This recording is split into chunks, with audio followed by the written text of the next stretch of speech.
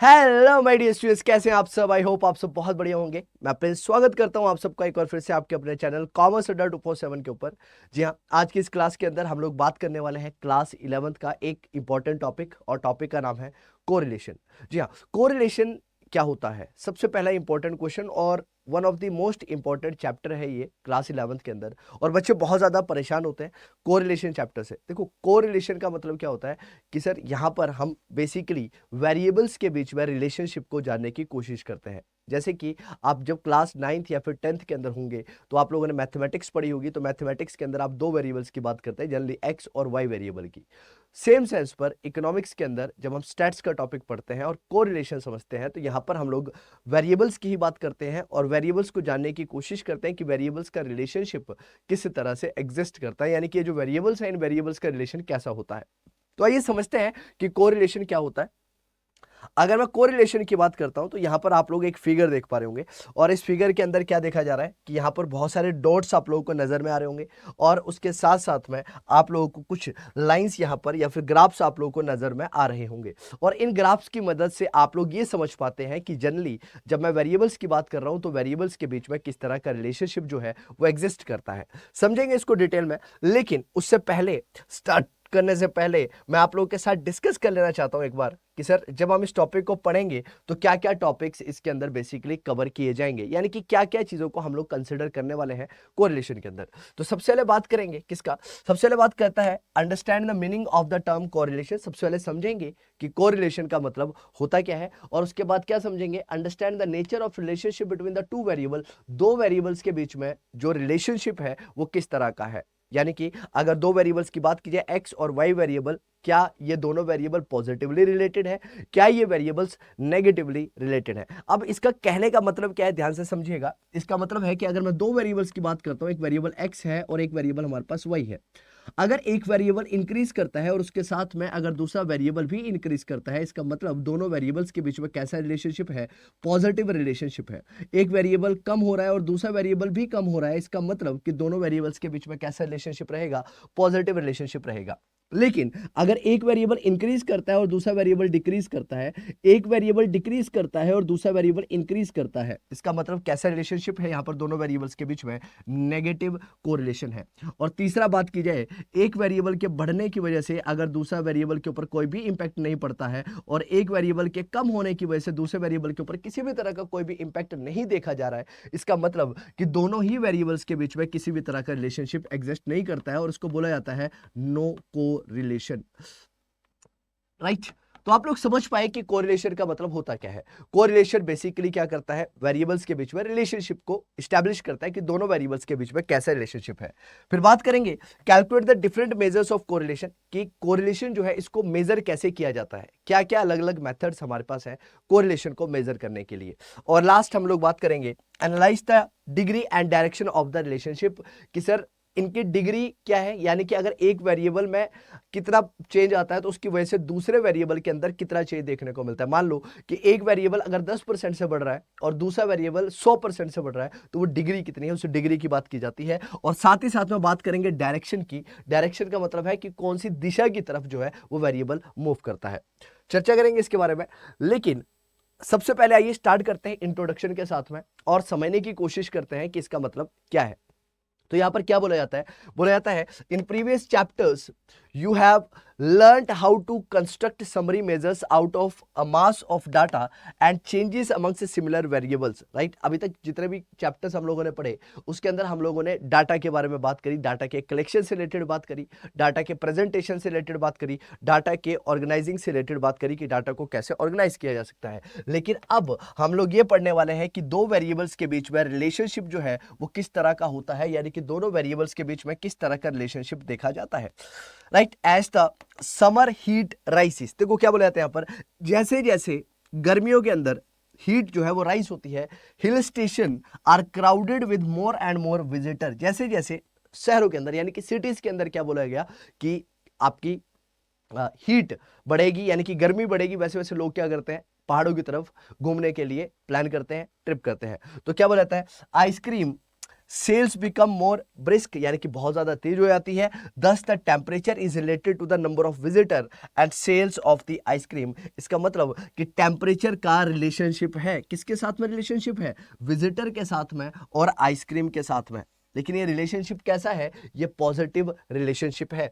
तो क्या बोला गया? Similarly as the supply of tomatoes increases in your local mandi, है ना, सप्लाई अगर ज्यादा हो जाए मार्केट के अंदर, किसकी? टोमेटोज की, है ना, तो अगर टोमेटोज की जो सप्लाई है वो ज्यादा हो जाती है मार्केट के अंदर, तो उसके प्राइसेस के अंदर क्या आ जाएगा? कमी आ जाएगी बेटा। प्राइस क्या हो जाएंगे? ड्रॉप हो जाएंगे। इसका मतलब इनके बीच में क्या है? अगेन रिलेशन इस्टेब्लिश करता है। लेकिन ये रिलेशन कैसा होता है उसके बारे में चर्चा करेंगे। तो क्या बोला गया? When the local harvest start reaching the market, the price of the tomatoes drop from ₹40 per KG to 4 per KG और even less, right. This supply is related to the price, यानी कि यहां पर किसका रिलेशन है? Supply का किसका relationship है? प्राइस के साथ रिलेशनशिप है। किसके साथ रिलेशनशिप दिखाया जाता है यहां पर? प्राइस के साथ। तो कोरिलेशन क्या करता है? Correlation basically analysis, right. तो correlation analysis is a measure of या फिर is a mean of examining such relationship systematically. तो इसी रिलेशनशिप को समझने के लिए हम लोग स्टैट्स के अंदर एक टर्म यूज करते हैं जिसको क्या बोला जाता है? जिसको हम लोग कोरिलेशन के नाम से जानते हैं या फिर कोरिलेशन बोलते हैं।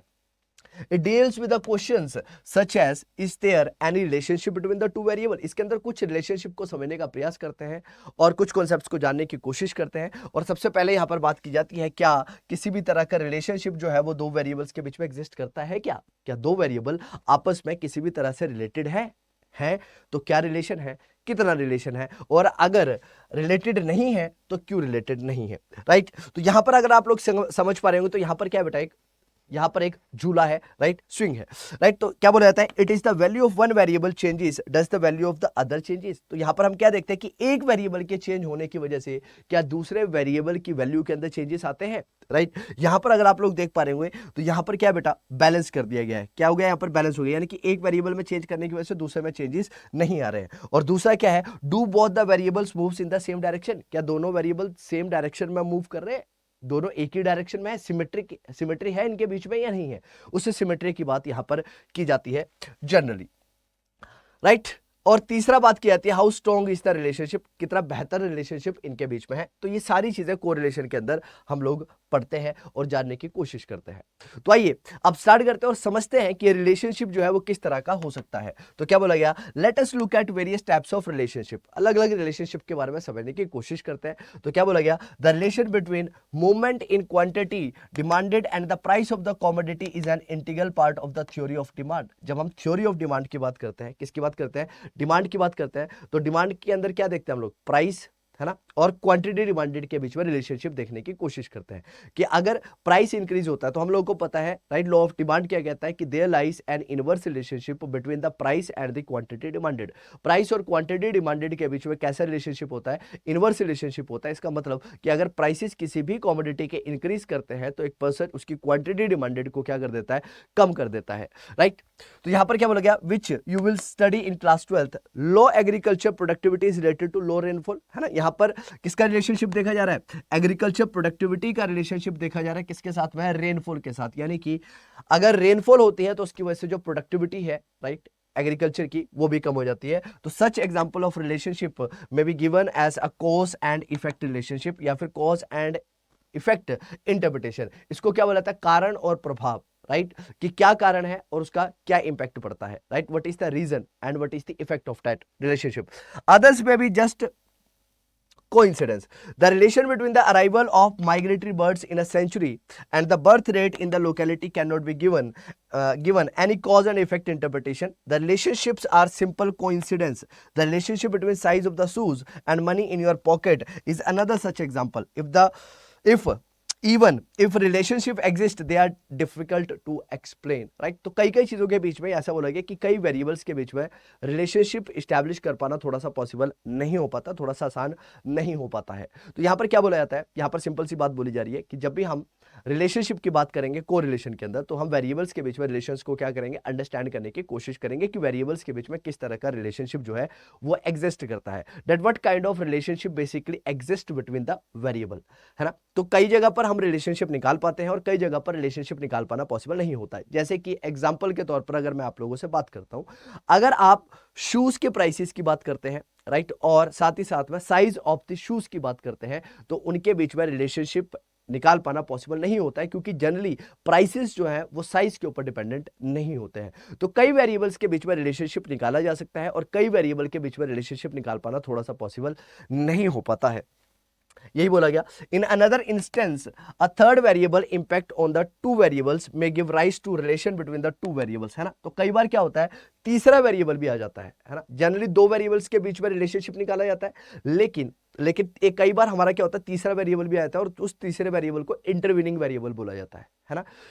कई बार क्या होता है कि दोनों वेरिएबल्स के बीच में जब रिलेशनशिप एस्टैब्लिश होगा तो वो रिलेशनशिप कहीं ना कहीं डिपेंड करेगा आपके तीसरे वेरिएबल की वजह से। जैसे कि अगर मैं आप लोगों से बात करूं, अगर मैं एग्रीकल्चर प्रोडक्ट की बात करता हूं या फिर एग्रीकल्चर प्रोड्यूस की बात करता हूं और उसका इंपैक्ट देखता हूं रेनफॉल के साथ में, किसके साथ में देखता हूं, रेनफॉल के साथ में देखता हूं या फिर प्रोडक्टिविटी के साथ देखता हूं, है ना।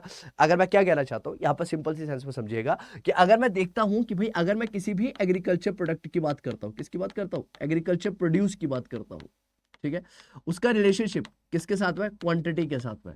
तो भाई एक सीधी सी बात है कि इसका डिपेंडेंस किसके ऊपर है, तीसरे वेरिएबल के ऊपर है। किसके, वो तीसरा वेरिएबल क्या आपका मॉनसून है। अगर मॉनसून बहुत ज्यादा बेहतर रहेगी या फिर मॉनसून अच्छी होगी तो डेफिनेट सी बात है जो हमारा एग्रीकल्चर प्रोड्यूस है और क्वांटिटी जो है वो ज्यादा आप लोगों को देखने के लिए मिलेगी, राइट। तो क्या बोला जाता है, brisk sale of ice cream may be related to higher number of death due to drowning, right. ज्यादा आइसक्रीम की जो सेल है अगर वो बढ़ जाती है तो उसकी वजह से क्या होगा, ज्यादा डेथ होगी, जिसकी वजह से ड्रॉनिंग की वजह से। आगे क्या बोला जाता है, the victims are not drowned due to eating of the ice cream, rising temperature lead to the brisk sale of the ice cream, right. लोगों की जो डेथ हुई वो किसकी वजह से हुई, वो किसी तीसरे रीजन की वजह से हो रही है, वो आइसक्रीम से उसका लेना देना कुछ भी नहीं है, राइट। लेकिन उसको हम लोग क्या कर रहे हैं, रिलेट करने की कोशिश कर रहे हैं। तो जनरली कोरिलेशन के बीच में हम दो वेरिएबल्स के बीच में रिलेशनशिप को एस्टैब्लिश करने की कोशिश करते हैं और कई बार ये रिलेशनशिप एस्टैब्लिश नहीं हो पाता दो वेरिएबल्स की वजह से और उसको एस्टैब्लिश किया जाता है एक तीसरे वेरिएबल की वजह से। तो तीसरे वेरिएबल की बात की जाती है। Moreover large number of people start going to swimming pools to beat the heat, this might have raised the number of death by drowning. तो क्या होता है, अब देखो रीजन क्या है, कुछ और रीजन है। आइसक्रीम की प्रोडक्शन इंक्रीज होने की वजह से लोगों की डेथ नहीं हो रही है, बल्कि क्या हो सकता है, बोला गया कि गर्मियों के अंदर लोग जो है वो कहां जाना शुरू कर देते हैं, नदियों में जाना शुरू कर देते हैं, है ना, या फिर ऐसे प्लेसेस में जाना शुरू कर देते हैं जहां पर पानी है और उसकी वजह से क्या होता है, उसमें वो स्विमिंग करते हैं और कई बार उनके ड्रॉन होने की वजह से डेथ हो जाती है। रीजन क्या है, कुछ और है, राइट। लेकिन उसको रिलेट किसके साथ कर रहे हैं हम लोग, आइसक्रीम के साथ में कर रहे हैं, ठीक है। तो इसको क्या बोला जाता है, third variable, this might have raised the number of death by drowning, thus temperature is behind the high correlation between the sale of the ice cream and death due to the drowning. तो इसका basic reason क्या है, reason इसका निकल कर आता है temperature, यानी कि rice in temperature is the basic cause behind this. तो कोरिलेशन मेजर क्या करता है, अब अगला क्वेश्चन हमारे सामने कहीं ना कहीं अराइज होता है और वो क्वेश्चन ये है कि what does correlation basically measure, correlation निकालने की कोशिश क्या करता है या फिर कोरिलेशन के अंदर बेसिकली क्या निकाला जाता है। तो क्या बोला जाता है, correlation studies and measure the direction and intensity of the relationship amongst the variable, right. तो कोरिलेशन क्या करता है, दो चीजें निकालता है बेटा, एक तो डायरेक्शन निकालेगा, राइट, अगर एक वेरिएबल किस डायरेक्शन में मूव कर रहा है और दूसरा वेरिएबल उसके साथ साथ किस डायरेक्शन में मूव करेगा। अगर दोनों एक ही डायरेक्शन में मूव करते हैं तो पॉजिटिव कोरिलेशन है, अगर एक डायरेक्शन मूव कर रहा है और दूसरा उसके अपोजिट डायरेक्शन में मूव कर रहा है तो it means that there exist a negative correlation, उनके बीच में कैसा रिलेशन है, नेगेटिव कोरिलेशन है। तो डायरेक्शन और इंटेंसिटी की बात की जाती है यहां पर। कोरिलेशन मेजर कोवेरिएशंस, राइट, कोवेरिएशंस दिखता है यहां पर, नोट कॉजेशन, यानी कि उसका कारण नहीं बताता है बल्कि वो देखता है कि कितना वेरिएशन है, उस वेरिएशन को समझने में मदद करता है, ना कि ये बताता है कि उसके पीछे का रीजन क्या है, कि ऐसा क्यों हुआ। उस क्यों का आंसर नहीं करता है बल्कि वो इस चीज का आंसर करता है कि that what is the basically covariation between the variable. तो correlation should never be interpreted as implying cause and effect relationship. तो correlation कभी भी cause और effect के बीच में relationship को बताता नहीं है। The presence of correlation between the two variable x and y simply means that when the value of one variable is found to change in one direction, the value of the other variable is found to change either in the same direction. तो यहाँ पर correlation क्या बताएगा कि अगर एक variable के अंदर changes आते हैं तो उस एक वेरिएबल के चेंजेस आने की वजह से दूसरे वेरिएबल के अंदर किस तरह के चेंजेस देखे जाते हैं। या तो वो पॉजिटिव डायरेक्शन में हो सकते हैं या फिर वो अपोजिट डायरेक्शन में हो सकते हैं, या फिर जिसको कि हम लोग क्या बोलते हैं, नेगेटिव चेंज के नाम से भी इसको बताते हैं, but in a definite way. For simplicity we assume here that the correlation if it exists is linear. Linear means that the relative movement of the two variable can be represented by drawing a straight line on the graph paper. Linear का मतलब क्या है, parallel, right. तो linear का मतलब क्या हुआ, that there exist no relationship between the variables. तो वेरिएबल्स के बीच में यहां पर किसी भी तरह का जो रिलेशनशिप है वो एग्जिस्ट नहीं करेगा, वो बात यहां पर बोली जाती है। तो अब कोरिलेशन कितने प्रकार के होते हैं, राइट। तो correlation is commonly classified into दो प्रकार में बांटा जाता है उसे, एक नेगेटिव कोरिलेशन होता है और एक हमारे पास पॉजिटिव कोरिलेशन होता है। नेगेटिव कोरिलेशन, जैसे कि मैंने आप लोगों को ऑलरेडी बताया है कि नेगेटिव कोरिलेशन का मतलब हुआ कि अगर एक वेरिएबल में इंक्रीमेंट होता है और दूसरा वेरिएबल डिक्रीज करता है तो उसको बोला जाता है नेगेटिव कोरिलेशन। तो क्या बोला गया, the correlation is said to be positive when the variables move together in the same direction. जब दोनों वेरिएबल एक ही दिशा की तरफ मूव ऑन करते हैं तो पॉजिटिव रिलेशनशिप होता है, और वहीं पर अगर दोनों ही वेरिएबल नेगेटिव डायरेक्शन की तरफ मूव करते हैं तो नेगेटिव रिलेशनशिप होता है। तो एग्जांपल के तौर पर व्हेन द इनकम राइसेस, जैसे जैसे इनकम बढ़ती है तो कंजम्पशन जो है वो भी इंक्रीज करती है। जैसे जैसे लोगों की इनकम इंक्रीज करेगी तो इनकम में इंक्रीज आने की वजह से उसकी कंजम्पशन के अंदर भी आता है, इंक्रीमेंट आता है, कंजम्पशन भी क्या करती है, इंक्रीज करती है, राइट। तो व्हेन इनकम फॉल्स, जब इनकम गिरती है तो कंजम्पशन जो है वो भी फॉल हो जाती है। इसका मतलब क्या है बेटा, इसका मतलब अगेन राइट कैसा रिलेशनशिप है, पॉजिटिव रिलेशनशिप है, क्योंकि मैंने आप लोगों को बेसिकली क्या बताया कि अगर एक के इंक्रीमेंट होने की वजह से दूसरे में भी इंक्रीमेंट होता है और अगर एक के डिक्रीमेंट होने की वजह से दूसरे के अंदर भी डिक्रीमेंट होता है तो इसको बोला जाता है क्या, पॉजिटिव कोरिलेशन। अगर एक वेरिएबल के अंदर इंक्रीमेंट आता है और दूसरा वेरिएबल क्या होता है बेटा, डिक्रीज करता है तो उसका रिलेशनशिप कैसा होता है, नेगेटिव रिलेशनशिप होता है या फिर नेगेटिव कोरिलेशन होता है। Sale of ice cream and temperature move in the same direction, right. Ice cream और टेम्परेचर का कैसा रिलेशन है, पॉजिटिव रिलेशन है, क्योंकि अगर टेम्परेचर बढ़ेगा तो आइसक्रीम की जो सेल्स है वो भी क्या हो जाएगी, इंक्रीज हो जाएगी, बढ़ेगी।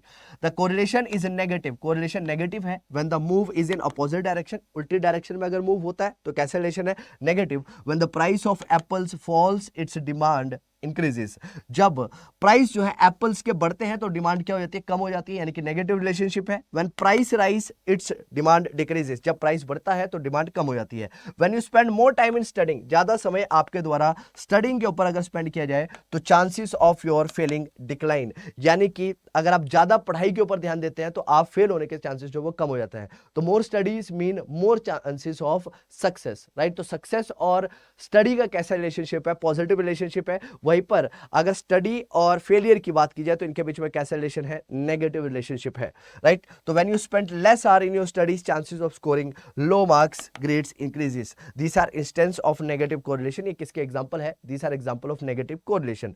The variable moves in the opposite direction, तो कैसे डायरेक्शन में मूव करेंगे, यहां पर नेगेटिव डायरेक्शन की तरफ यहां पर मूव करने वाले हैं। Now let us try to understand the techniques for measuring correlation, how to measure correlation, correlations को किस तरह से मेजर किया जा सकता है। तो 3 important tools used for study correlations are scatter diagram, एक तो आप scatter diagram का यूज कर सकते हैं, एक आप कार्ल पियर्सन कोफिशिएंट का यूज कर सकते हैं और एक आपके पास होता है स्पीयरमैन रैंक कोरिलेशन। इन 3 मेथड्स का यूज आप लोग कर सकते हैं, और भी मेथड्स होते हैं हमारे पास कोरिलेशन निकालने के लिए, लेकिन as of class 11th we will be going to study the 3 methods that are important for measuring correlations, and that methods are basically एक scatter diagram है, एक कार्ल पियर्सन कोएफिशिएंट है और एक हमारे पास स्पीयरमैन रैंक कोरिलेशन मेथड है।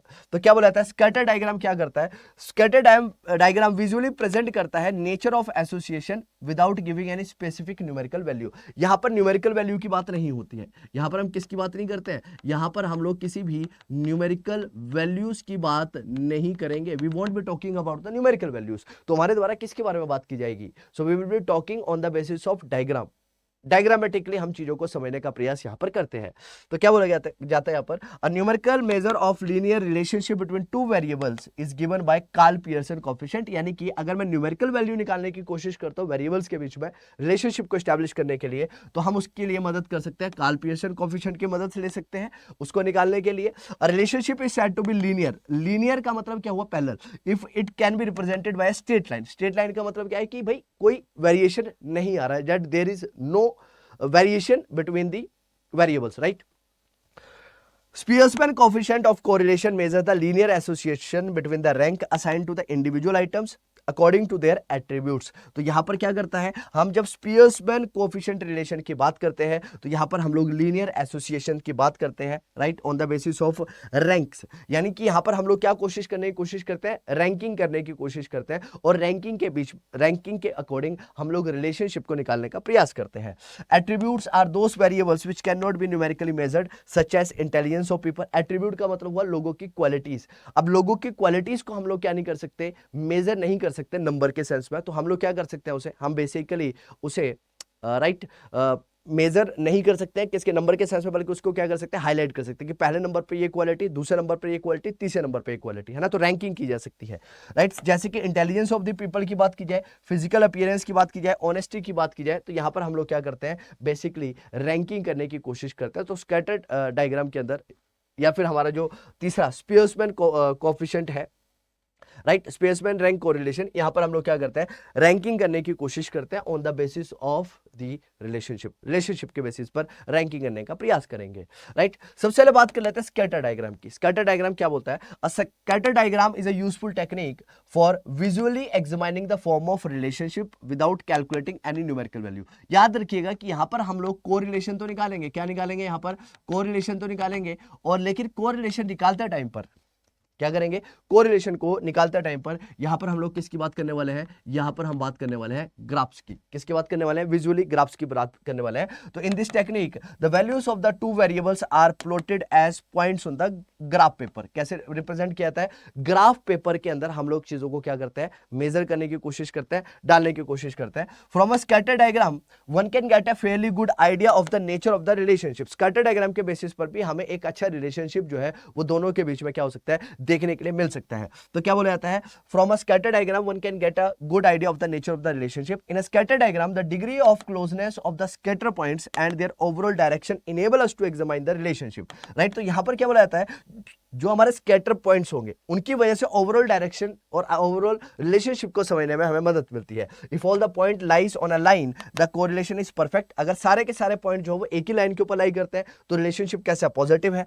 और perfect है, राइट। और उसको क्या बोला जाता है, यूनिटी बोला जाता है। अगर स्कैटर डायग्राम जो वो डिस्पर्स है, लाइन के आसपास डिस्पर्स है, यानी कि देखो अगर मैं स्कैटर डायग्राम बनाता हूं और जो हमारे वेरिएबल्स हैं वो इस तरह से इस लाइन में आ रहे हैं, इसका मतलब ये क्या है बेटा, स्कैटर्ड नहीं है। This are there is a perfect relationship और perfect correlation that exist between the variable. और जहां पर परफेक्ट कोरिलेशन होगा वहां पर वैल्यू क्या होगी, यूनिटी होगी। क्या होगी, यूनिटी। यूनिटी का मतलब हुआ बेटा क्या, वन। यूनिटी का मतलब क्या होता है, वन। अगर स्कैटर पॉइंट जो होते हैं वो वाइडली डिस्पर्स है लाइन के, तो इसका मतलब कोरिलेशन बहुत ज्यादा क्या है, कम है। तो correlation is said to be linear if the scatter points lies near a line on a line, right. अगर लाइन के इधर उधर अगर पॉइंट्स जो वो स्कैटर्ड है तो वहां पर रिलेशनशिप कैसा होगा, नेगेटिव होगा, या फिर किसी भी तरह का रिलेशनशिप नहीं देखा जाएगा।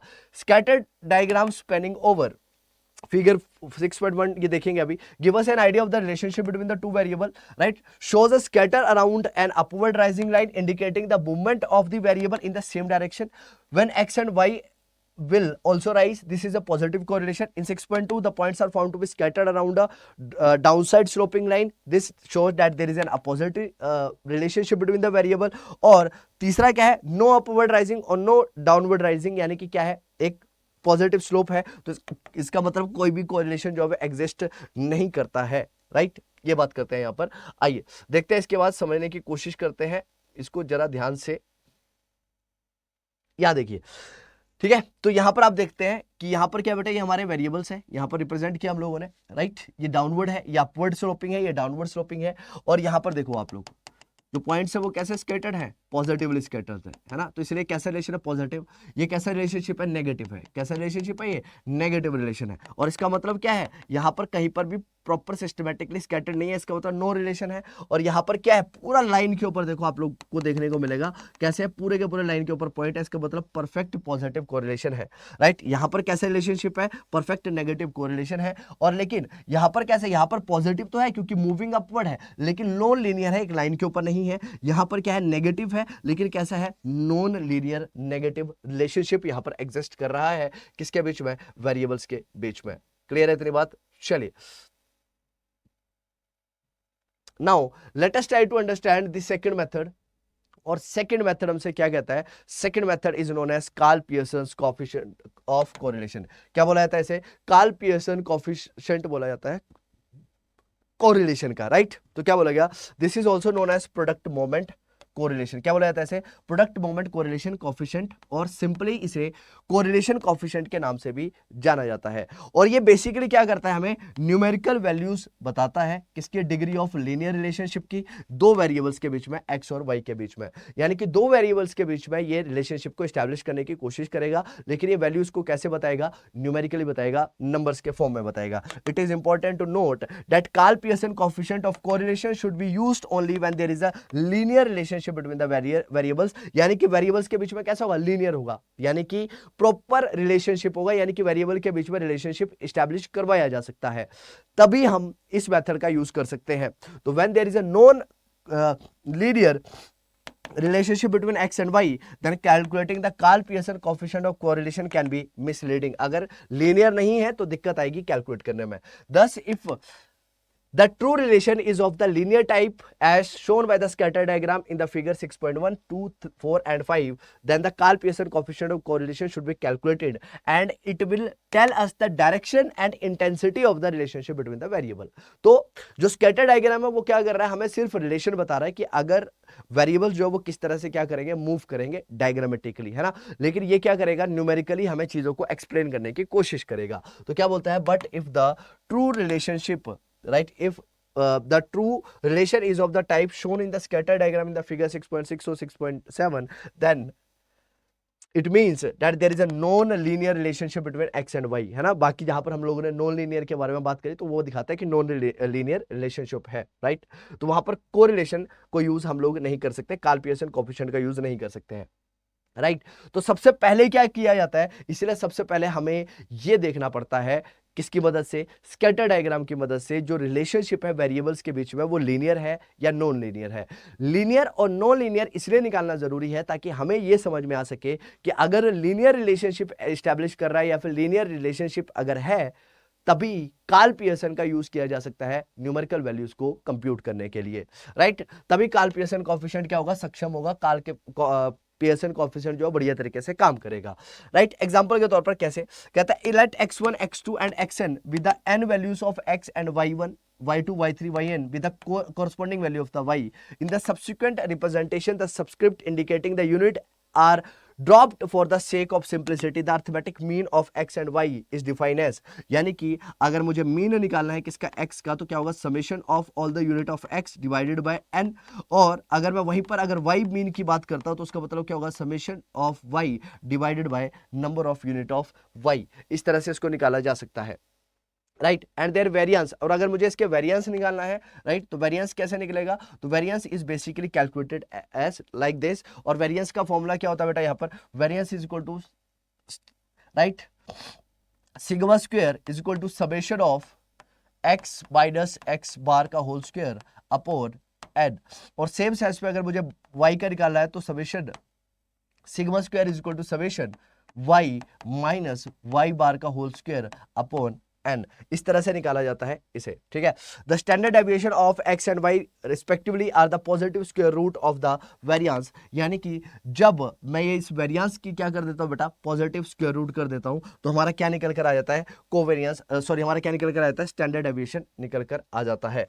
Covariance of x and y is defined as, covariance को कैसे डिफाइन किया जाता है, अगर मुझे कोवेरिएंस निकालना है तो कोवेरिएंस का फॉर्मूला होता है बेटा क्या, तो covariance of x and y is equal to, right, summation of x minus x bar multiplied by y minus y bar upon n is equal to summation of x y upon n, right. जहां पर x का मतलब क्या है, x is equal to x minus x bar, और y का मतलब क्या है, y माइनस y बार। यानी कि ये जो x और y की वैल्यू लिखी गई है इसका मतलब क्या है, सिंपल सी सेंस में इसको बोला जा सकता है कि x को रिप्रेजेंट किया जा सकता है x बार से। यानी कि ये वाला जो पूरी की पूरी टर्म है ये क्या है बेटा, हमारी x है, और ये वाली जो पूरी की पूरी टर्म है ये हमारी क्या है, y है। इसलिए अगर मुझे कोवेरिएंस ऑफ x और y निकालना है तो वो कैसे निकलेगा, that will be calculated at summation of x y divided by n। कैसे निकलता है, summation of x y divided by n, right.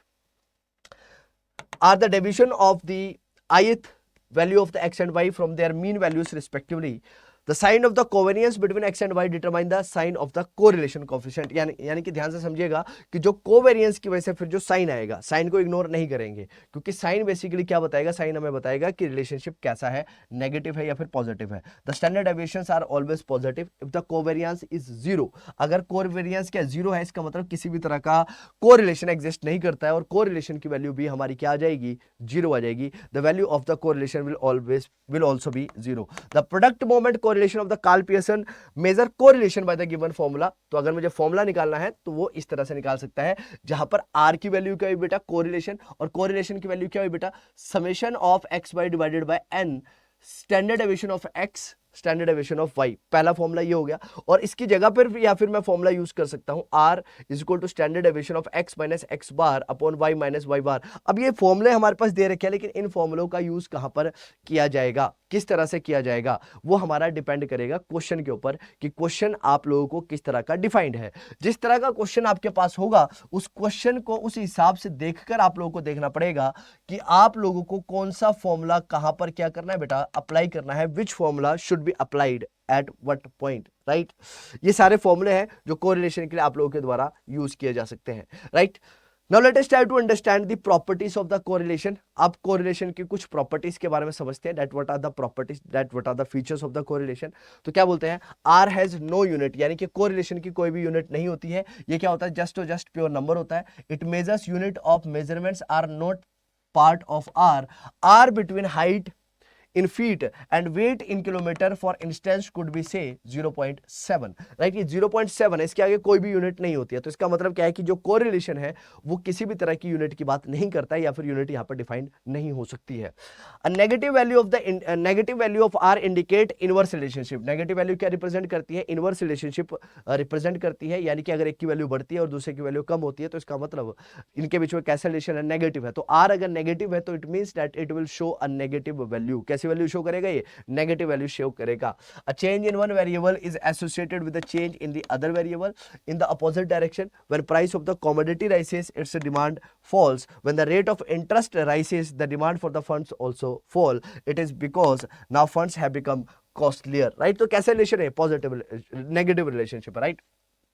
अगर आर पॉजिटिव है और दो वेरिएबल्स मूव करते हैं सेम डायरेक्शन में, right, when the price of the coffee substitute of the tea rises and the demand of the tea also rises, improvement in the irrigation facilities associated with the higher yield। यानी कि simple सी बात कह रहा है बेटा, ये क्या बता रहा है, ये साइन के बारे में बात कर रहा है। This is basically talking about the sign. तो साइन के अंदर क्या बोला गया कि ये साइन कैसा है बेटा, अगर पॉजिटिव तो इसका मतलब पॉजिटिव रिलेशन है, वेरिएबल्स की नेगेटिव है तो इसका मतलब नेगेटिव रिलेशन है, और अगर मान लो कोई भी साइन नहीं है या फिर कांस्टेंट है तो इसका मतलब देयर एग्जिस्ट नो कोरिलेशन, किसी भी तरह का कोरिलेशन एग्जिस्ट नहीं करता है वेरिएबल के बीच में, राइट। अब यहां पर आप लोग देख पा रहे होंगे, राइट, दो पर्सन है और दो पर्सन आपस में क्या कर रहे हैं, वार्तालाप कर रहे हैं, और एक पर्सन बोल रहा है कि मैं बहुत ज्यादा ग्रो कर गया हूं, और दूसरे पर्सन से क्या बोलता है कि आप तो बहुत ज्यादा ग्रो नहीं कर पाए। तो यहां पर ये जो पर्सन है जो ये बोल रहा है कि मैं बहुत ज्यादा क्या कर चुका हूं, ग्रो कर चुका हूं, है ना, ये मान लो एक्स वेरिएबल है, और वहीं पर मान लो एक पर्सन और है जो बहुत ज्यादा ग्रो नहीं करे हैं, ये है वाई वेरिएबल। तो ये क्या बोलता है कि वे आर नेगेटिवली कोरिलेटेड, हम दोनों एक दूसरे से नेगेटिवली कोरिलेटेड है, क्योंकि ये दोनों वेरिएबल क्या एक दूसरे के अपोजिट है। एक वेरिएबल बड़ा है तो दूसरा वेरिएबल क्या हुआ बेटा, कम हुआ है, या फिर एक वेरिएबल इंक्रीज्ड है तो दूसरा वेरिएबल डिक्रीज्ड है, इसलिए नेगेटिव कोरिलेशन दोनों के बीच में एग्जिस्ट करता है। There lies an negative correlation between the variable. तो क्या बोला गया, I have grown bigger than you have become smaller so we are negatively correlated. कैसा रिलेशन है इनके बीच में, नेगेटिव कोरिलेशन इनके बीच में एग्जिस्ट करता है बेटा। चलिए अब आगे समझने की कोशिश करते हैं, और आगे क्या बोला जाता है, आगे बोला जाता है the value of the correlation coefficient lies between. ये इंपॉर्टेंट है कि जो हमारी वैल्यू है आर की वो कहां से कहां तक लाई कर सकती है, नेगेटिव कोरिलेशन है, परफेक्ट नेगेटिव कोरिलेशन है तो -1, और अगर परफेक्ट पॉजिटिव कोरिलेशन है तो +1। तो -1 और +1 के बीच में इसकी वैल्यू जो है वो क्या करेगी, लाई करेगी। तो क्या बोला जाता है, if any exercise the value of r is outside this range it indicate error in calculation या फिर एरर इन कोरिलेशन। तो अगर ये वैल्यू इसके बाहर होती है, यानी कि इस दायरे के बाहर होगी, -1 आर राइट से लेकर +1 आर के बीच में इसकी वैल्यू लाई करेगी। अगर इसके बाहर कोई और वैल्यू अगर आप लोग की आ रही है, जैसे कि आपकी वैल्यू निकालने पर आ रही है -3 या फिर -4 या फिर आ रही है +4 या फिर +2, तो इसका मतलब कैसा रिलेशनशिप है, that there is some error in calculation, you have calculated wrong correlation between the variable, आपने वेरिएबल्स के बीच में गलत कोरिलेशन को क्या किया गया है, नापा गया है। The magnitude of R is unaffected by the change of origin and change of scale. Origin और scale का मतलब क्या होता है? Origin का मतलब है addition और subtraction, और change in scale का मतलब है multiplication और division। यानी कि इसका multiplication और division या फिर addition और subtraction से कोई भी impact नहीं पड़ेगा। अगर values को add और minus भी कर दिया जाएगा तब भी values भी इसी के बीच में आप लोग की आनी चाहिए। Given two variables x and y, let us define two new variables। दो variables के बारे में और बात करते हैं। एक variable है u और एक variable है हमारे पास क्या, v। तो आइए समझते हैं क्या कहना चाहते हैं इसे।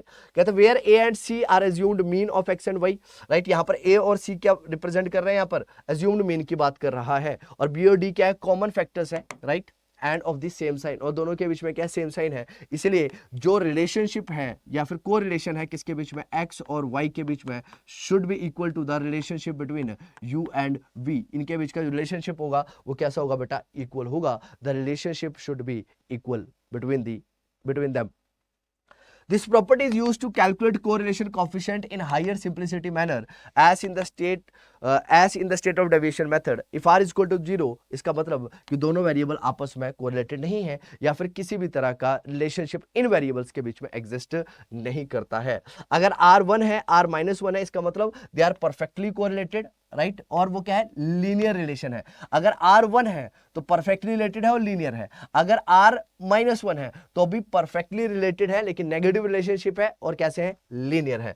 तो हाई वैल्यू ऑफ r, अगर r की वैल्यू ज्यादा है तो उतना ज्यादा स्ट्रॉन्ग लीनियर कोरिलेशन होगा, राइट, और उसकी वैल्यू जनरली लाई करेगी +1 और -1 के बीच में। The value will definitely lie between the +1 and -1। अगर मैं परफेक्टली लीनियरिटी की बात करता हूं तो परफेक्टली लीनियर रिलेशन तब एग्जैक्टली एग्जिस्ट करेगा जब +1 और -1 की बात यहां पर हो रही है। A low value of r indicate, low value of r means close to 0, indicate a weak linear correlation, but there may be a non linear correlation also, as you have read in the chapter। non linear भी हो सकता है लेकिन non linear के अंदर हम लोग जो है वो मेथड्स का यूज नहीं कर सकते हैं कैलकुलेट करने के लिए।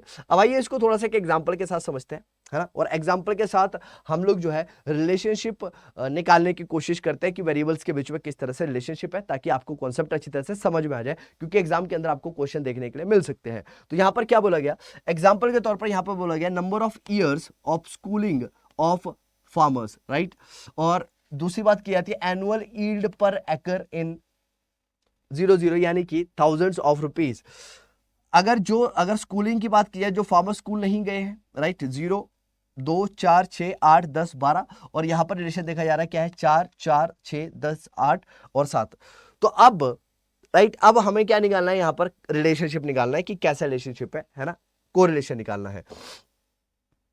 इसलिए हमें क्या निकालना पड़ेगा, हमें निकालना पड़ेगा right, standard deviation of x, standard deviation of y और समेशन ऑफ एक्स वाई, क्योंकि हमें पता है कि यहाँ पर फॉर्मूला जो होता है वो क्या होता है, standard deviation of x is equal to under root summation of x minus x bar का होल स्क्वायर अपॉन एन। और जब मैं इसे सॉल्व करूंगा तो इसकी वैल्यूज इस तरह से निकलकर आप लोगों को देखने के लिए मिल जाएगी, you will get the value easily, right. और जब आप इसको सॉल्व करेंगे और इस वैल्यू को पुट इन करेंगे यहाँ पर, है ना, और वैल्यू क्या थी, right, r is equal to right summation of x y upon under root, जो हमारा अभी वेरिएंस निकल कर आया उसकी वैल्यू को हमने यहाँ पर क्या कर दिया, पुट कर दिया, और यहाँ से हमारी वैल्यू निकल कर आ गई कोरिलेशन की, और कोरिलेशन की वैल्यू कितनी आती है, 0.644 आती है। और कैसा रिलेशनशिप है, पॉजिटिव वैल्यू है, तो इसका मतलब ये पॉजिटिव रिलेशनशिप शो करता है। अच्छा, फॉर्मूला 2 से भी इस वैल्यू को निकाला जा सकता है, यानी कि जो अभी मैंने आपको फॉर्मूले बताए उस फॉर्मूले से सेकेंड वाला फॉर्मूला जो है उससे भी इसकी वैल्यू को क्या किया जा सकता है, कंप्यूट किया जा सकता है। The value can be computed in the same sense, ठीक है। चलिए, और तीसरे फॉर्मूले से भी इसकी वैल्यू को निकाला जा सकता है, राइट।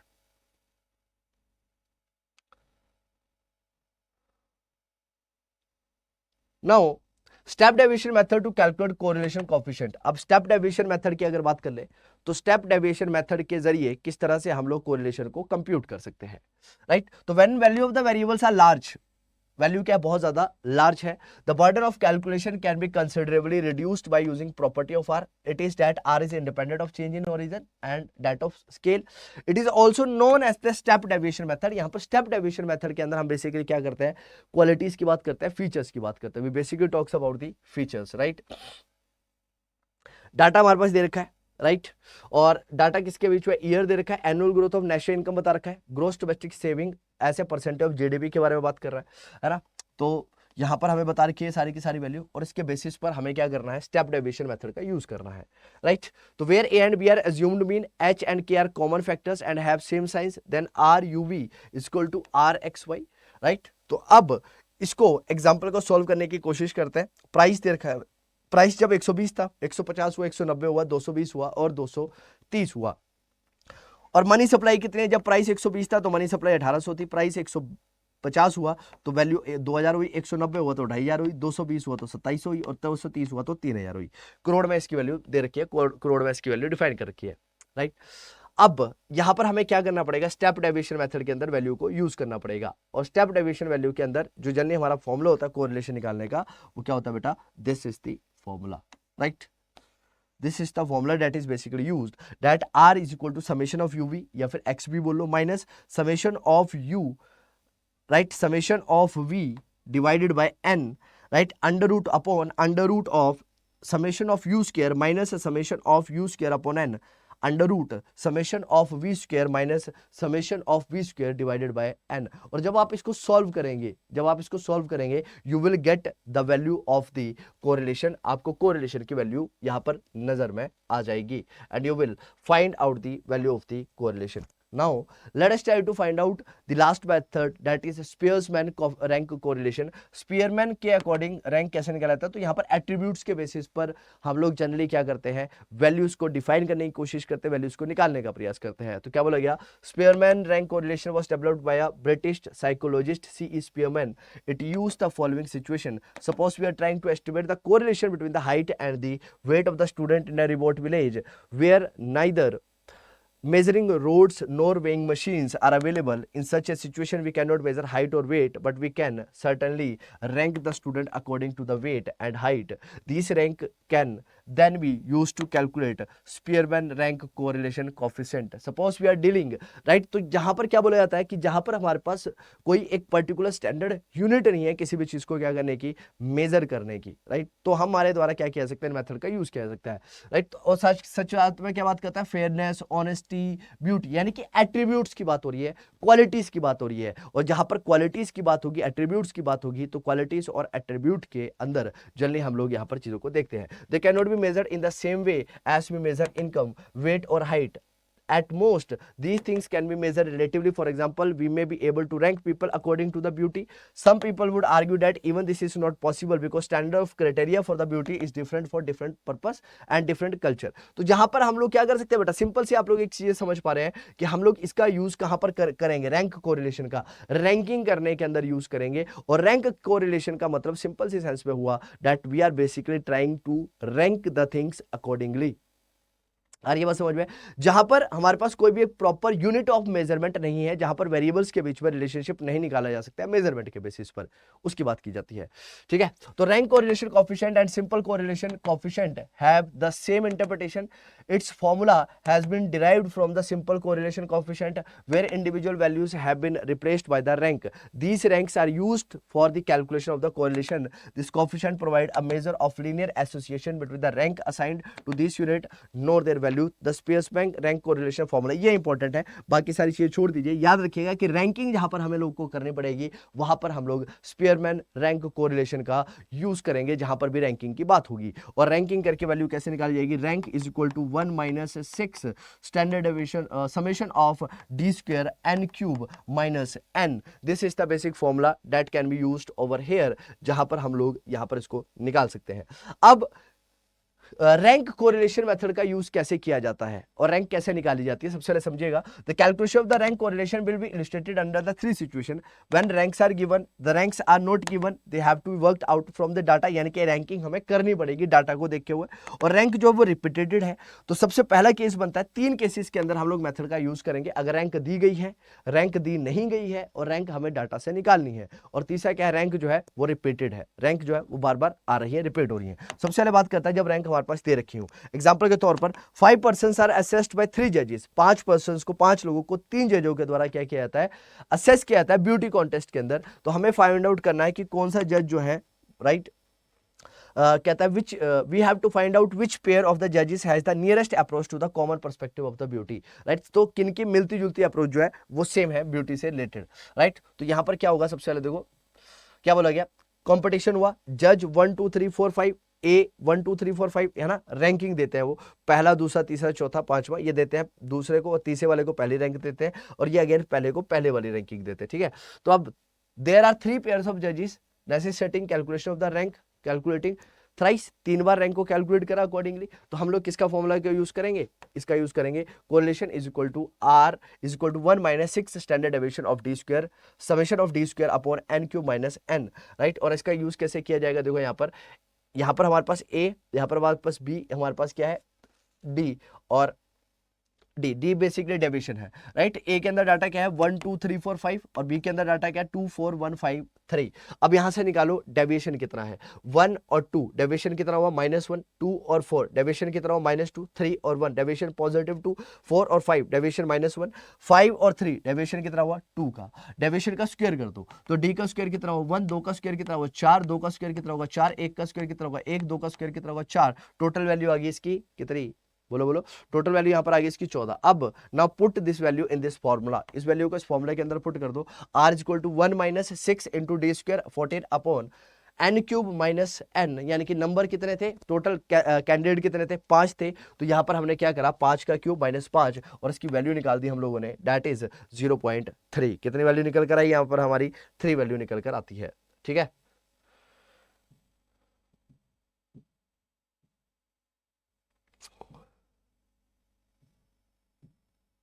चलिए, so this was all about this in this chapter. यहां पर हम लोगों ने क्या करा, सिंपल सी चीज करी, कोरिलेशन के बारे में समझा कि कोरिलेशन क्या होता है, और कोरिलेशन के अंदर हम लोगों ने जानने की कोशिश करी कि कोरिलेशन के अंदर हम लोग बेसिकली कर क्या रहे हैं सर, रिलेशनशिप निकालने का प्रयास कर रहे हैं। We are basically trying to find out the relationship between the variables के बीच में रिलेशनशिप को निकालने का प्रयास किया जा रहा है, और 3 मेथड का यूज किया जाता है, स्कैटर, कार्ल पियर्सन, राइट, और लास्ट में हमारे पास रैंक कोरिलेशन मेथड, राइट। और तीनों मेथड्स की क्या है, अपनी अपनी इंपॉर्टेंस है, अपने अपने तरीके से तीनों मेथड्स को क्या किया जाएगा, यूज किया जाएगा अकॉर्डिंगली। चलिए, सो आई होप आप लोगों को आज की ये क्लास बहुत ज्यादा पसंद आई होगी, और इसी तरह की वीडियो के लिए आप सब लोग जुड़े रहिए, बने रहिए कॉमर्स अड्डा के चैनल के साथ। मिलते हैं आप लोगों के साथ अगली वीडियो में, तब तक के लिए जय हिंद एंड टेक केयर।